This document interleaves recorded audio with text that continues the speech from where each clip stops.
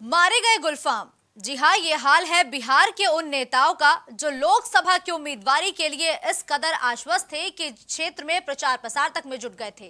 पर राज्य में गठबंधन की सूरत क्या बदली, इन नेताओं के तो होश ही उड़ गए। सीट शेयरिंग की गोटियां कुछ ऐसी बैठाई गई कि कई नेता जहां अपनी उम्मीदवारी मान चुके थे, वो सीट गठबंधन के नए साथी के खाते में चली गई। अब ऐसे उम्मीदवारों को ना उगलते बन रहा है और ना ही निगलते बन रहा है। बिहार में एनडीए में सीट बंटवारे के साथ ही इस बार कई सांसद टिकट से वंचित हो गए।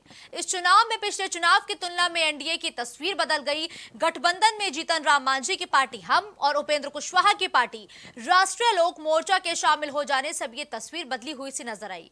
इसके अलावा बीजेपी और जेडीयू के बीच कुछ सीटों की अदला बदली भी की गई है। 2019 के लोकसभा चुनाव में एनडीए में भाजपा के साथ जदयू और लोजपा थी, लेकिन इस चुनाव में लोजपा की दो अलग अलग टीम रहने के कारण बीजेपी ने केंद्रीय मंत्री पशुपति पारस की जगह चिराग पासवान को ज्यादा तरजीह दी है, जिसके चलते बिहार की सियासत में संघर्ष लगातार जारी है।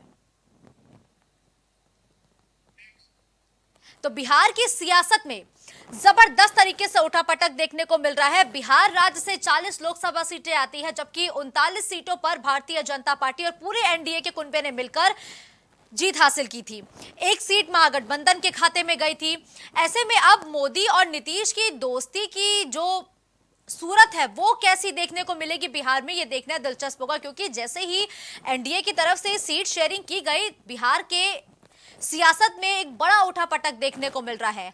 पशुपति पारस इस्तीफा दे चुके हैं, वो एनडीए का दामन छोड़ चुके हैं पूरी तरीके से। अब वो किस पार्टी में जाते हैं ये देखना दिलचस्प होगा, क्योंकि उनकी स्थिति को कमजोर आंकना ये बहुत ही बड़ी गलती होगी।